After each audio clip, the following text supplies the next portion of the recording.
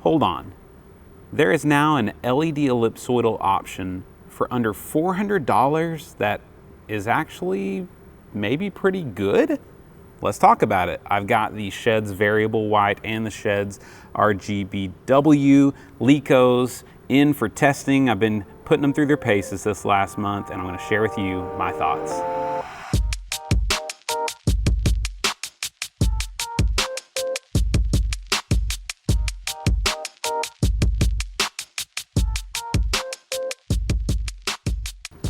Well, hey guys, my name's Ryland if you're new around here. I'm a worship and media arts pastor, and on this channel, I'm always looking for budget-friendly solutions for our tech ministry needs.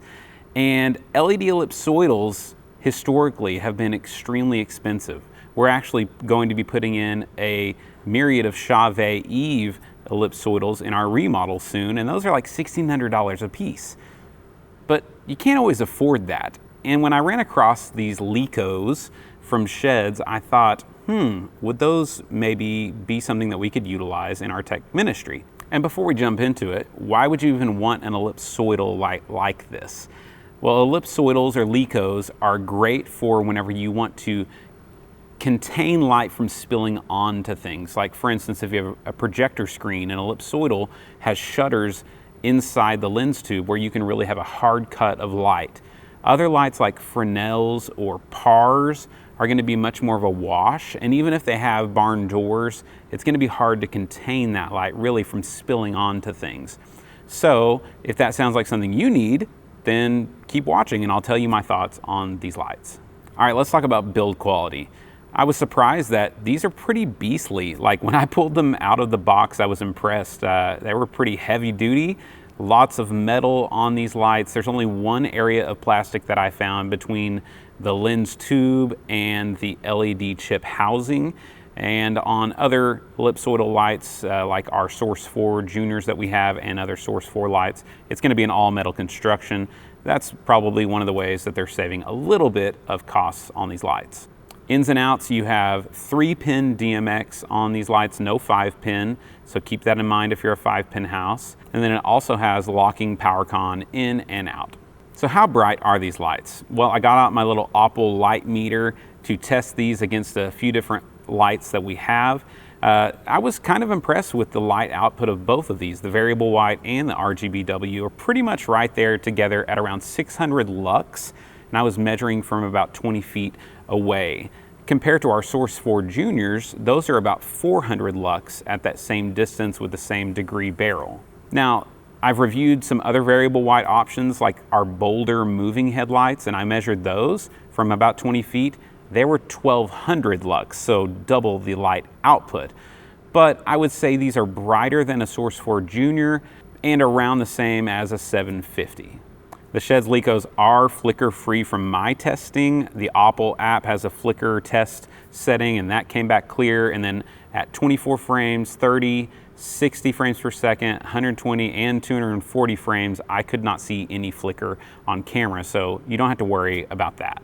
One big question I had was from Shehds, they only offer one barrel lens tube and it's 17 degrees. Now, if you look on their website, it might say 40, it might say 30, but trust me, it's around 17 degrees.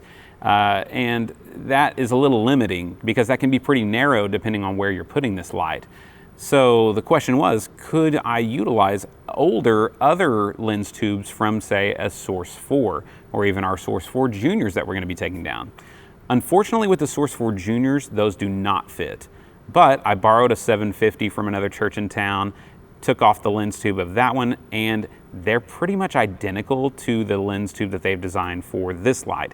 So I'm happy to say that the 750s from Source 4 do fit. I can't speak to other brands, and Shehds, when I reached out to them, they could not confirm that you can use other brands' lens tubes with this light, but to my eye, everything looked like it should work. Like, just swap them in and out and you should be good to go.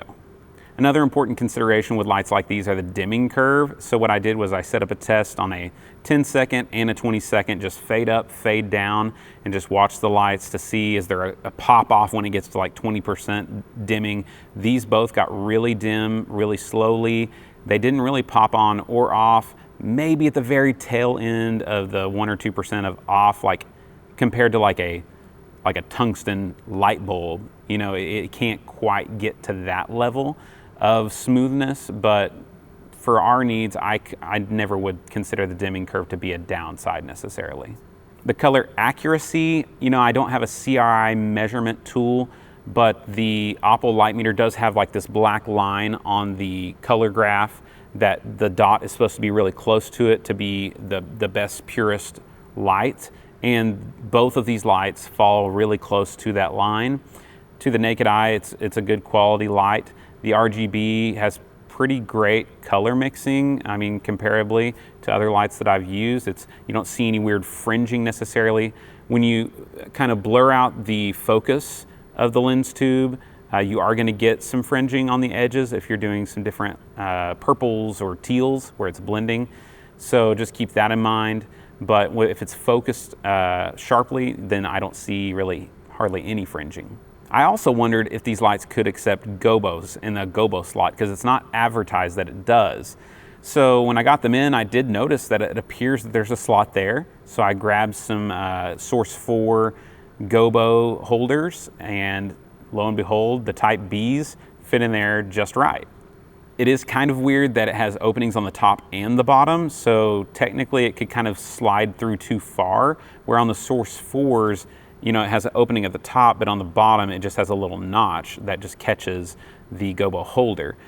So you might have to get creative and like zip tie the Gobo holder to one of the shutter holders, and that way it doesn't fall through. But I mean, it's tight in there. It's just like if it's 20 feet in the air, you don't want it falling through, or even just falling enough to where your Gobo isn't in the middle of the light path.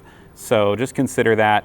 I wouldn't really worry about that. Like if I'm going to use them, I'm probably going to put Gobos in them. All right, let's talk about possible downsides. The RGBWs only offer a 9-channel DMX mode. In my opinion, that's a little overkill because the top channels past 5 are really like color macro modes and things like that. And for our setting, we don't really need any of that if you have a control software. So I wish they had like a 5-channel mode so it didn't eat up a bunch of channels. The other main consideration though that I had for these lights is fan noise. Typically on an ellipsoidal light like this, you don't usually have fans. Now there's Elation models and other ones out there that do have fans, but these also have fans. And fan noise is a hard thing to describe and measure for you guys. I get that question a lot. I will say from 20 feet and beyond, you really don't even notice the fans, like it's not audibly really there. They're pretty quiet compared to like our moving headlights. They do ramp up a little bit in speed when you're on full output, and so they get a little bit louder then. Here's a fan noise test.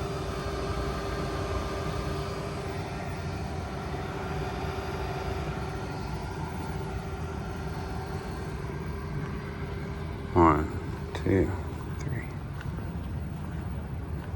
6.